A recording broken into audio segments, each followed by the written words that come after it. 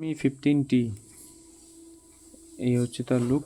আর এখানে হচ্ছে ধরুন অন করার পরে এরকম ফিঙ্গারপ্রিন্টের জন্য এরকম সেন্সারটা চাই, দেখতেই পাচ্ছেন।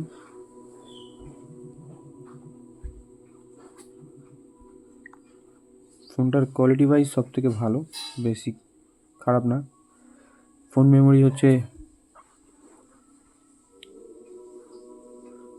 এই হচ্ছে তার ফোন মেমোরি হচ্ছে 12 GB। এই ফোন মেমোরি হচ্ছে 256 GB আর র্যাম হচ্ছে 12 GB। এমনি সব ঠিক আছে ফোনটার, দেখতে পাচ্ছেন 12 GB 14 GB এক্সপেন্ড করা যাবে। রিয়েলমির সব ফোনেই তাই।